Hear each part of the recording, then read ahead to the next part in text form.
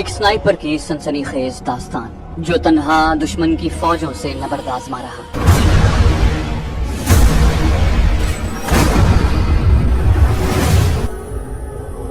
آپ کے لیے پیش خدمت ہے۔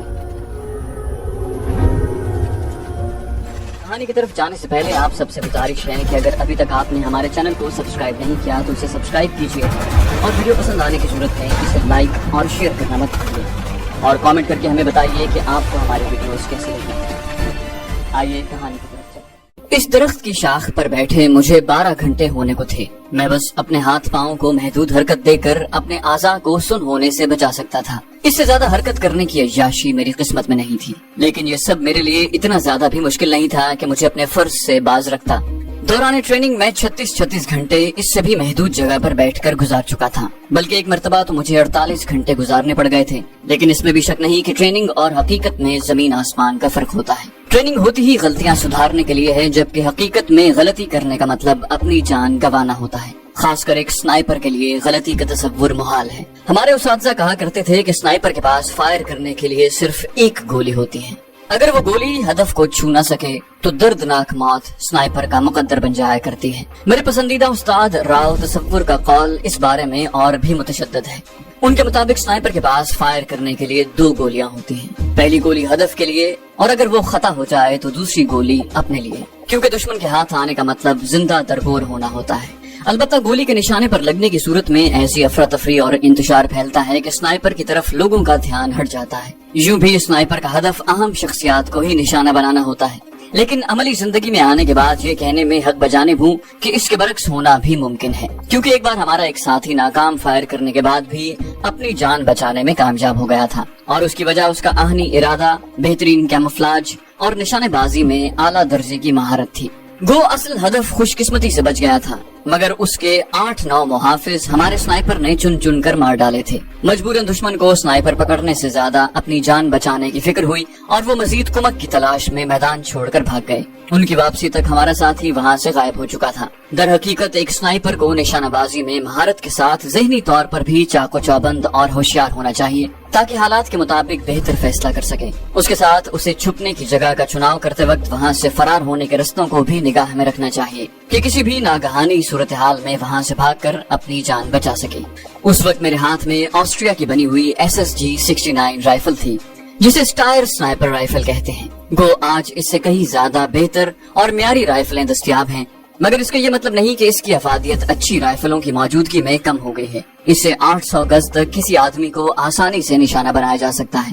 اس کی میگزین میں 5 گولیوں کی گنجائش ہوتی ہے، لیکن ہر بار فائر کرنے کے بعد رائفل دوبارہ کاک کرنی پڑتی ہے، جسے عام زبان میں بولٹ ایکشن کہا جاتا ہے۔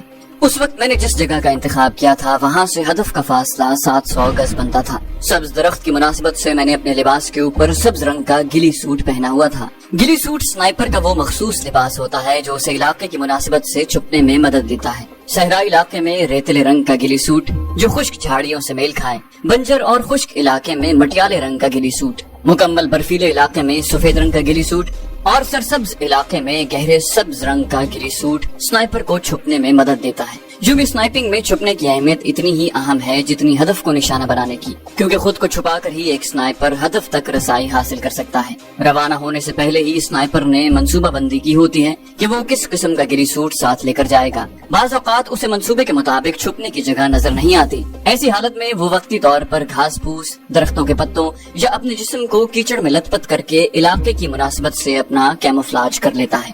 میں نے پشت پر بندی پانی کی بوتل کے پلاسٹک پائپ کو منہ میں لے کر تھوڑا سا پانی پیا۔ موسم کافی خوشگوار تھا، ورنہ تو گرمی سنائپر کے لیے اذیت کا باعث بنتی ہے۔ اسی طرح پانی ختم ہونے کی صورت میں پیاس کی زیادتی بھی ایک مستقل عذاب کی صورت اختیار کر لیتی ہے۔ ٹیلیسکوپ سائٹ میں جھانک کر میں دائیں بائیں کے علاقے کو دیکھنے لگا۔ اطراف میں چھدرے درخت پھیلے ہوئے تھے۔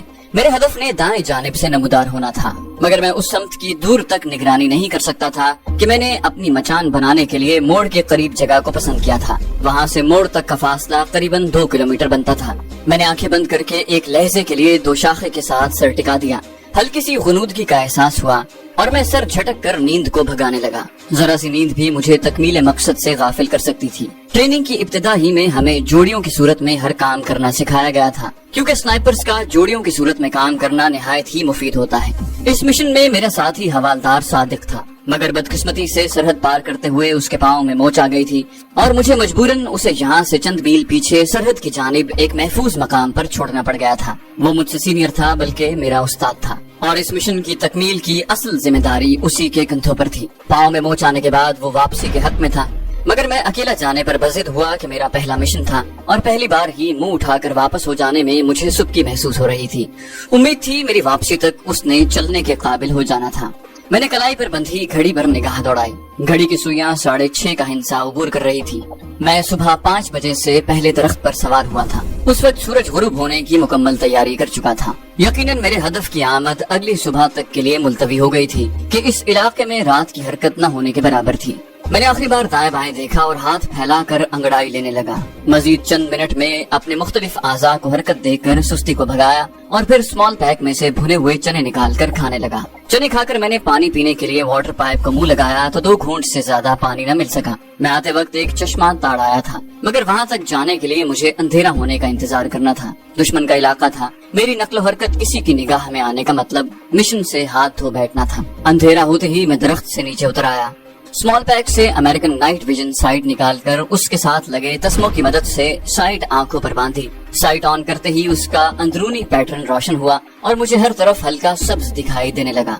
अंधेरी रात में वो साइट मुझे 12-13 तारीख के चांद के बराबर इर्द गिर्द का इलाका रोशन दिखा रही थी। राइफल कंधे से लटका कर मैंने पिस्टल हाथ में पकड़ लिया, क्योंकि स्नाइपर राइफल से तेजी से फायर करना मुमकिन नहीं होता। हर स्नाइपर अपने साथ स्नाइपर राइफल के अलावा कोई अच्छी साख्त का पिस्टल जरूर रखता है, ताकि बवक्त जरूरत उसे काम में ला सके। पिस्टल के नाल पर साइलेंसर फिट था। 30 राउंड की लंबी मैगजीन लगाकर ग्लॉक 19 किसी भी तरह क्लैशनकोफ से कम मुफीद नहीं था। एक स्नाइपर को स्नाइपर राइफल के साथ पिस्तौल के इस्तेमाल में भी महारत हासिल करना जरूरी होता है, और बिलाशुबा मैं पिस्तौल के इस्तेमाल में खुसूसी महारत रखता था। चश्मे की तरफ कदम बढ़ाने से पहले मैंने फितरी तकाजा पूरा किया और फिर चश्मे की तरफ बढ़ गया। वो पहाड़ी इलाका था।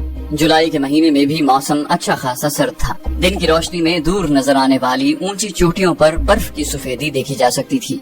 गो दिन को सूरज की तमाजत माहौल को काफी हद तक गर्मा देती थी, मगर ये हिद्दत भी खुशगवार असर लिए होती थी। चश्मा मचान से करीबन 1.5 किलोमीटर दूर था। इस करीबन 1.5 किलोमीटर में 25-30 गज की कमी बेशी हो सकती थी, इससे ज्यादा नहीं, क्योंकि एक स्नाइपर के लिए फासलों का अंदाजा लगाना बेकार का मशगला नहीं, ट्रेनिंग का हिस्सा होता है, जो बाद को अमली जिंदगी में काम आता है। अतराफ का जायजा लेते हुए मैं नॉर्मल रफ्तार से चश्मे की तरफ बढ़ता गया। जंगली जानवरों से मुठभेड़ होने का खतरा न होने के बराबर था। गो इस इलाके में कभी कभार रीछ और शेर नजर आ जाते हैं, मगर ऐसा वाकया खाल ही पेश आता है। अलबत्ता वहाँ लोमड़ कसीर तादाद में मौजूद हैं। दुश्मन के गश्ती दस्ते भी चूंकि पहले से मौजूद रस्तों पर गश्त करते रहते हैं, इसलिए उनकी तरफ से भी मैं बेफिक्र था। लेकिन किसी भी किस्म की अनहोनी, अचानक सर पर पड़ने वाली उफ्ताद का गुमान, उसके साथ रात का अंधेरा, अनजान इलाका, दुश्मन की सरजमीन और तकमील मकसद से पहले किसी हादसे का खतरा और इस जैसे कई एक एहसासात बहरहाल मेरे दिल में जरूर जागुज़ी थे। हल्की हल्की हवा चलना शुरू हो गई थी। ये हवा सर्दी बढ़ाने का सबब बनती है, क्योंकि ये बर्फीली चोटियों से घूम फिर कर यहाँ पहुँचती है। चश्मे के करीब पहुँचकर मैं बैठ गया और हाथों का ओक बनाकर पानी पीने लगा। निहायत ठंडा और शीरीं पानी था। खूब सेर होने के बाद मैंने स्मॉल पैक से प्लास्टिक की बोतल निकाली और उसे भरने लगा। बोतल भरकर मैंने स्मॉल पैक में रखी और वापस चल पड़ा। लेकिन वापस चलने से पहले मैंने कुतुब सितारे को देखकर समत का तायुन जरूरी समझा था। गो मेरे पास कंपस भी मौजूद था, लेकिन आसमान साफ होने की वजह से उसकी जरूरत मुझे महसूस नहीं हुई थी। एक स्नाइपर के जरूरी सामान में कंपस, दूरबीन, नाइट विजन साइट, नक्शा, चाकू, रस्सी, विंड मीटर, टॉर्च, लाइटर या माचिस और वायर कटर वगैरह की मौजूदगी निहायत जरूरी है। वापस जाते हुए मेरे जहन में अपने सीनियर की हिदायत उजागर हो गई, जो उसने मिशन पर रवाना होने से पहले हमें दी थी। 28 या 29 जुलाई को इस इलाके में ब्रिगेडियर प्रकाश की आमद मुतवक्के है। उसने दीवार पर टंगे बड़े से नक्शे पर सब्ज रंग के लेजर पॉइंट की रोशनी से एक मखसूस जगह की निशानदही की, और ये वही बदबख्त है जिसके हुक्म से इस सरहदी पट्टी पर आए रोज गोलाबारी जारी रहती है। उसने मखसूस रास्ते की निशानदही के साथ नक्शे के साथ लटकी एक बड़ी सी तस्वीर पर लेजर पॉइंटर की रोशनी डाली। वो तस्वीर ब्रिगेडियर प्रकाश की थी। हमारे सीनियर की गुफ्तगू जारी रही। सरहद के सुकून को तहबाला कर दिया है खबीस ने। गो इस बेमकसद गोलाबारी से सरहदी इलाके के मजलूम शहरी ही बेसुकून रहते हैं। बल्कि कई एक के जख्मी और जाँ बहक होने की खबरें भी तवातुर से मिलती रहती हैं। इसलिए ऐसे शरपसंद जो अमन मुआहिदे को खातिर में लाए बगैर अपनी कार्रवाइयाँ जारी रखें, जिंदा रहने का हक खो देते हैं। ये ऐसा खबीस शख्स है कि इसकी अपनी सिपाह इससे सख्त नाला है। इसे यहाँ तैनात हुए 4 माह होने को हैं और इन 4 माह में शायद ही कोई दिन ऐसा गुजरा हो जब इसके हुक्म से दुश्मन की तोपें खामोश हुई हों। अब हमें बावसूख जराए से खबर मिली है कि ये अगले मोर्चों के मुआयने के लिए इन 2 तारीखों में आने वाला है। यकीनन इस बदबख्त ने कोई नई शरारत सोचनी है। हम इसकी शरारतों से खौफजदा नहीं, लेकिन शरारत करने वाले का सद्देबाब अगर मुमकिन हो तो सुस्ती नहीं करनी चाहिए। और सादिक, आप सीनियर हैं। इससे पहले भी कई बार सरहद पार जाकर कामयाबी से हमकिनार हो चुके हैं, जबकि राजा ज़ीशान हैदर पहली मर्तबा किसी मिशन पर जा रहा है। इसे अच्छी तरह समझाना ताकि आइंदा ये भी आपकी तरह एक अच्छे स्नाइपर के तौर पर सामने आ सके, जो भी ये आपका होनहार शागिर्द है। और ज़ीशान, आप खुशकिस्मत हैं कि पहला मिशन अपने उस्ताद की ज़ेर निगरानी पूरा करोगे। अब वो सीनियर तजुर्बाकार स्नाइपर और मेरा उस्ताद जिसके सर पर तकमील मिशन का बोझ था, यहाँ से करीबन 5 किलोमीटर दूर बेबसी की हालत में पड़ा था और मिशन की सारी जिम्मेदारी एक नौ आमोज स्नाइपर यानी मुझ पर आन पड़ी थी। गो जख्मी होने के बाद उस्ताद सादिक ने मिशन को अधूरा छोड़कर वापस जाने का मशवरा दिया था, मगर मेरे इसरार पर उसे जरूरी हिदायत और नेक ख्वाहिशात के साथ मुझे रुखसत करना पड़ा था। वो 2 घंटे तक मुझे समझाता रहा था और हकीकी बात है कि मुझे अपनी सारी ट्रेनिंग से उस्ताद सादिक की आखिरी हिदायत ज्यादा मौसर लगी थी, क्योंकि ये हिदायत अमली जिंदगी की ऐन इब्तिदा थी। दरख्त के करीब पहुंचकर मैं आगे निकलता चला गया। जिस जगह हदफ को निशाना बनाना था वो एक ऐसी जगह थी जहां कुदरती तौर पर 1-2 पत्थर उभरे हुए थे। इस तरह कि उस रास्ते से गुजरने वाली गाड़ियों के लिए एक कुदरती स्पीड ब्रेकर सा बन गया था। उस जगह से 50-60 गज मुखालिफ समत में एक जगह मैंने IED यानी इम्प्रोवाइज्ड एक्सप्लोसिव्स डिवाइस 2 पत्थरों के दरमियान जमीन में इस तरह दबाई हुई थी कि दरख्त पर बैठकर उसे निशाना बना सकूं। और इसका मकसद हदफ को निशाना बनाने के बाद ब्रिगेडियर प्रकाश के मुहाफिजों को वक्ती तौर पर खौफजदा करना और उनकी तवज्जो को किसी और जानिब फेरना था। और हकीकत में हदफ को निशाना बनाने के बाद इस IED को हिट करना नामुमकिन नहीं तो बहुत ज्यादा मुश्किल जरूर था। और एक स्नाइपर की असल पहचान यही होती है कि उसे हमेशा अपने निशाने पर एतमाद होता है। आज 28 जुलाई का दिन गुजर गया था और कल ब्रिगेडियर प्रकाश की आमद यकीनी थी। मैंने देखभाल और खूब सोच समझकर दुश्मन की आमद की समत से बाएं जानिब एक दरख्त पर आरजी मचान बनाई थी। बाएं समत जगह चुनने में एक तो ये फायदा था कि ब्रिगेडियर प्रकाश ने ड्राइवर के साथ फ्रंट सीट पर बैठा होना था, इसलिए लामहाला उसने बाएं साइड पर ही होना था। दूसरा, मुझे फरार के लिए भी यही समत मतलूब थी। इस जानिब दरख्त भी कुछ ज्यादा थे। IED के ठीक लगा होने का इत्मीनान करके मैं वापस दरख्त के पास आया और मचान में लेटकर सो गया। खुद को रस्से से बांधना मैं नहीं भूला था, वरना दूसरी सूरत में नीचे गिरकर मैं जख्मी या हलाक हो सकता था। सारे दिन की थकन और बेआरामी के बावजूद मैं रात को अच्छी तरह नहीं सो सका था। बार बार आंख खुल जाती थी। एक बार तो सीटी की आवाज सुनकर मैं बेसाख्ता चौंक उठा और दोबारा सीटी बजने पर मेरे होंठों पर मुस्कुराहट दौड़ गई थी, क्योंकि गुनूदगी भागते ही मैंने आवाज को पहचान लिया था। ये उस इलाके में मौजूद एक बड़े साइज के चूहे की आवाज थी, जो जिसामत में बिल्ली से भी बड़ा होता है। इसका मकामी नाम तरशून है। अपने बिल के धाने पर खड़ा होकर जब ये जोरदार आवाज निकालता है तो बिल्कुल यूं महसूस होता है जैसे सीटी बजाई जा रही हो। सुबह तड़के उठकर मैं जरूरियात फितरत से हम कलाम हुआ और फिर दरख्त पर चढ़कर ऊँघने लगा।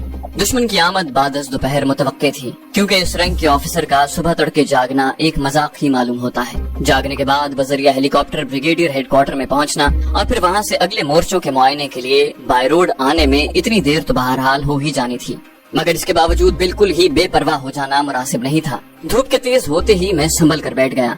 वक्फे वक्फे से मैं दूरबीन के जरिए इर्द गिर्द के इलाके का जायजा भी ले लेता था। जो ही सूरज ने निस्फ सफर तय किया, मतलूबा समत से एक जीप नमदार हुई। मैंने दूरबीन आंखों से लगा ली। जीप का नजारा बिल्कुल करीब हो गया था। फ्रंट सीट पर बैठे हुए दोनों जवानों की शक्ल ब्रिगेडियर प्रकाश से बिल्कुल मेल नहीं खाती थी। थोड़ा मजीद नजदीक आने पर उनके रैंक भी नजर आने लगे थे। ड्राइवर के साथ दरमियानी रैंक का एक आदमी बैठा था, जबकि अकबी जानिब 3 आदमी क्लैशनकोफों से लैस खड़े थे। जीप सुस्त रफ्तारी से चल रही थी। यकीनन ये ब्रिगेडियर प्रकाश के आने से पहले रास्ते की देखभाल कर रहे थे। मेरे तने हुए आसाब ढीले पड़ गए थे। वो इसी सुस्त रफ्तारी से उस कच्चे रास्ते पर से गुजरते चले गए। मुझे यकीन था कि इंतजार की घड़ियां खत्म होने को हैं। اپنے کیموفلاج کا بغور جائزہ لے کر میں بریگیڈیئر پرکاش کے استقبال کے لیے تیار ہو گیا۔ گھٹنوں پر رکھی رائفل میں نے ہاتھوں میں تھام لی تھی۔ ٹیلیسکوپ سائٹ کے سامنے اور عقبی طرف کے گلاس کور اتار کر میں نے موڑ کی سمت شست باندھ لی۔ سائٹ کے اندر 3 گہری سیاہ لکیریں نظر آ رہی تھی۔ 2 لکیریں دائیں بائیں سے درمیان کی طرف آ رہی تھی اور ایک قدرے موٹی لکیر تھی جو نیچے سے اوپر کی جانب اٹھ کر جا رہی تھی۔ یہ لکیر نیچے سے موٹی تھی اور اس کا اوپری سرا بالکل باریک تھا۔ تینوں لکیریں درمیان سے ذرا پہلے ختم ہو جاتی تھی۔ اگر نیچے والی لکیر کو اوپر کی طرف مکمل اٹھا دیا جاتا تو سائٹ کے اندر بڑا سا جمع کا نشان بن جاتا۔ اسی عمودی لکیر کا اوپری سرا میرا شستی نقطہ تھا، یعنی ٹارگٹ پوائنٹ۔ دشمن کی گشتی جیپ کو گزرے گھنٹہ گزرا ہوگا۔ ایک دم موڑ سے 3 گاڑیاں نمودار ہوئی، 2 کھلی چھت کی جیپیں اور درمیان میں چھت والی ٹویوٹا جیپ۔ درمیانی رفتار سے چلتے ہوئے تینوں گاڑیوں نے کلومیٹر بھر کا فاصلہ طے کیا تھا کہ اچانک مجھے ٹویوٹا جیپ کے شیشوں کا کالا رنگ نظر آیا۔ میرا دل بیٹھنے لگا۔ ہدف کو میں نے سائٹ سے نشانہ بنانا تھا اور کالے شیشوں کی وجہ سے ہدف کا نظر آنا بالکل ناممکن تھا۔ اس کا ایک حل تو یہی تھا کہ میں سامنے سے جیپ کو نشانہ بناتا، مگر ایسی صورت میں ہدف کا فاصلہ مجھ سے بڑھ جاتا، جس کے باعث درست نشانہ لگانا ممکن نہیں تھا۔ اس رائفل سے 800 میٹر تک درست نشانہ لگایا جا سکتا تھا۔ اگر 800 میٹر سے فاصلہ بڑھ جاتا پھر نشانے کی درستی یقینی نہیں تھی۔ میرے گمان میں بھی نہیں تھا کہ اس منحوس کی جیپ کالے شیشوں والی ہوگی۔ یوں بھی آرمی میں جیپوں کے کالے شیشے اس سے پہلے میری نظر میں نہیں گزرے تھے۔ ایک دم مجھے اپنا مشن ناکام ہوتا دکھائی دیا۔ میرے پاس سوچنے کے لیے 2-3 منٹ سے زیادہ کا وقت نہیں تھا۔ بریگیڈیئر پرکاش نے واپسی کے لیے دوسرا راستہ اختیار کرنا تھا جو جہاں سے 15-20 کلومیٹر دور تھا۔ بریگیڈیئر پرکاش سے پہلے وہاں تک پہنچنا میرے لیے ناممکن تھا۔ اگر میں بہت زیادہ تیز رفتاری کا مظاہرہ کرتا اور کسی نہ کسی طرح وہاں پہنچ بھی جاتا، تب بھی خود کو چھپا کر دشمن کے خلاف کوئی پروگرام سوچ کر اس پر عمل پیرا نہیں ہو سکتا تھا۔ استاد صادق نے آخری نصیحت میں کہا تھا کہ ایک تربیت یافتہ سپاہی کا مشن میں ناکام ہونے کے بعد زندہ واپس لوٹنا بھی آدھی کامیابی ہوتی ہے، مگر میں اپنے مشن میں آدھی کامیابی پر اکتفا نہیں کر سکتا تھا۔ گاڑیوں کا فاصلہ ہر گزرتے سیکنڈ کم ہوتا جا رہا تھا۔ رائفل کے بیرل پر سائلنسر فٹ تھا اور فائر ہوتے وقت صرف ہلکی سی ٹھک کی آواز اٹھنی تھی جو فائر کی جگہ سے زیادہ چند گز دور ہی جا سکتی تھی۔ اور پھر فیصلہ کن لمحہ آن پہنچا۔ اگلی جیپ میرے سامنے سے گزری۔ بریگیڈیئر کا ٹویوٹا اس سے 20-25 گز پیچھے تھا۔ میں سیکنڈ بھر میں ایک نتیجے پر پہنچا اور شست لیتے ہوئے ٹریگر دبا دیا۔ ٹھک کی آواز کے ساتھ بلٹ نے مزل کو چھوڑا اور اسی لمحے سب سے آگے والی جیپ کا پچھلا ٹائر زوردار دھماکے سے پھٹ گیا۔ جیپ ہلکے سے لہرا کر رک گئی۔ جیپ میں کھڑے باوردی ہتھیار بردار جوان چھلانگے لگا کر نیچے اترے اور چاروں طرف سرسری نظر دوڑا کر ٹائر کی طرف متوجہ ہو گئے۔ تینوں گاڑیاں رک گئی تھی۔ سب سے آخری جیپ میں موجود ہتھیار بردار جوانوں نے بھی جیپ سے اتر کر اطراف میں پوزیشن اختیار کر لی تھی۔ اس دوران میں نے کاکنگ ہینڈل کو کھینچ کر رائفل اس احتیاط سے دوبارہ کاک کر لی تھی کہ خالی کیس نیچے زمین پر نہ گرنے پائے۔ پتھریلی زمین پر تانبے کا کیس اچھی خاصی آواز پیدا کر سکتا تھا۔ اگلی جیپ کے ڈرائیور نے جیپ کی عقبی طرف بندھا فالتو ٹائر کھولنا شروع کر دیا تھا۔ اس وقت میری دعائیں رنگ لائیں اور میری ترکیب کو کامیابی کی جھلک نظر آئی۔ بریگیڈیئر پرکاش نے اپنی جانب کا شیشہ نیچے کر کے سر باہر نکالا۔ شاید وہ اگلی جیپ والوں کو کوئی ہدایت دینے والا تھا یا خالی ایک نظر باہر دیکھنا چاہتا تھا۔ مجھے اس کے ارادے سے کوئی غرض نہیں تھی۔ شیشے کے نیچے ہوتے ہی میری انگلی نے ایک جھٹکے سے ٹریگر کی آزادانہ حرکت کو پورا کرتے ہوئے مکمل ٹریگر دبا دیا۔ سر میں لگنے والی گولی چیخنے کا موقع نہیں دیتی۔ طاقتور بلٹ نے اس کا آدھا سر اڑا دیا تھا۔ ڈرائیور بلند آواز میں چیخا اور جیپ کا دروازہ کھول کر باہر نکلا۔ باقی سب بھی اس طرف متوجہ ہو گئے۔ میں نے ان سے نظر ہٹا کر ایک بار پھر رائفل کاک کی اور IED کی جگہ پر شست باندھ کر تیسری گولی فائر کر دی۔ کان پھاڑ دینے والا دھماکہ ہوا۔ اسی وقت تمام ہتھیار برداروں نے اچانک فائر کھول دیے۔ کلاشنکوفوں کی فائر کی تڑتڑاہٹ سے ماحول گونج اٹھا تھا۔ کیونکہ کسی کو ابھی تک میرے چھپنے کی جگہ کے بارے میں معلوم نہیں ہوا تھا، اس لیے وہ چاروں طرف گولیاں برسا رہے تھے۔ جیپ کی عقبی نشست کھول کر 2 آفیسر باہر آئے اور تمام کو اندھا دھند فائرنگ کرنے سے منع کرنے لگے۔ یقیناً بریگیڈیئر پرکاش کے بعد وہی 2 سینئر تھے۔ ہمارے استاد صوبیدار راؤ تصور کہا کرتے تھے کہ کسی بھی فوجی دستے کو اگر سراسیمہ اور حواس باختہ کرنا ہو تو ان کے کمانڈر کو ختم کر دو۔ کمانڈر کی غیر موجودگی میں وہ دستہ بھیڑوں کا ریوڑ بن جاتا ہے۔ اپنے استاد کا سنہری قول اس وقت میرے دماغ میں گونجا اور میں نے ٹویوٹا جیپ سے برآمد ہونے والے دونوں آفیسرز میں سے ایک کا نشانہ لے کر فائر کر دیا۔ وہ اچھل کر نیچے گرا۔ دوسرا ایک لمحے کے لیے شاک کی کیفیت میں آ گیا تھا۔ موقع غنیمت جانتے ہوئے میری رائفل نے میگزین میں موجود آخری گولی اگلی اور دوسرا بھی اس کے قریب گر کر بن پانی کی مچھلی کی طرح پھڑکنے لگا۔ میں نے سرت سے میگزین بدلی کی. اس وقت وہاں 8 بندے زندہ نظر آ رہے تھے. ان میں سے ایک کی کلاشنکوف کا رخ انہی درختوں کی طرف تھا جہاں میں چھپا ہوا تھا. میں نے دفاعی اصول کو مد نظر رکھتے ہوئے سب سے پہلے اسی سے جان چھڑانے کا سوچا اور اگلے لمحے وہ مرغ بسمل کی طرح تڑپ رہا تھا. اصولاً مجھے بریگیڈیئر پرکاش کے مرتے ہی وہاں سے فرار ہونا چاہیے تھا، مگر دشمن کی کم تعداد اور اپنی گولیوں کو مسلسل نشانے پر لگتا دیکھ کر میرا حوصلہ بڑھ گیا تھا. بقول استاد محترم، سنائپر کی مثال اندھیرے کے تیر جیسی ہوتی ہے کہ جانے کس وقت کہاں سے نکل کر گردن سے پار ہو جائے. نظر نہ آنے والے دشمن کا خوف دکھائی دینے والے دشمن سے کئی گنا زیادہ ہوتا ہے. اگلی ٹھک نے ایک اور زندگی چھین لی. کوئی چیخا بھاگو، ہم دشمن کے گھیرے میں ہیں. ایک آدمی نے آخری جیپ سٹارٹ کر کے ریورس گیئر لگایا، مگر چند گز سے زیادہ پیچھے ہٹنا اسے نصیب نہ ہو سکا. میری چلائی ہوئی گولی نے اسے اسٹیئرنگ پر لیٹنے پر مجبور کر دیا.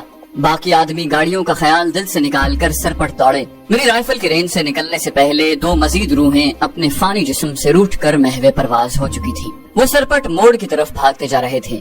مسلسل اپنے ساتھیوں کو لاشوں میں تبدیل ہوتا دیکھ کر ان کے سوچنے سمجھنے کی صلاحیتیں مفقود ہو چکی تھی، جبکہ میرا حوصلہ آسمان کو چھو رہا تھا. ان کے آؤٹ آف رینج ہوتے ہی میں سرعت سے نیچے اترا اور درختوں کی آڑ لے کر واپس چل پڑا.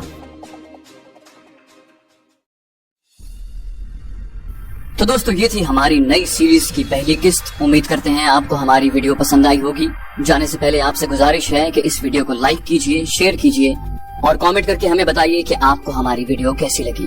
اور اگر ابھی تک آپ نے ہمارے چینل کو سبسکرائب نہیں کیا تو اسے سبسکرائب کیجئے تاکہ آپ کو تمام ویڈیوز بر وقت ملتی رہیں.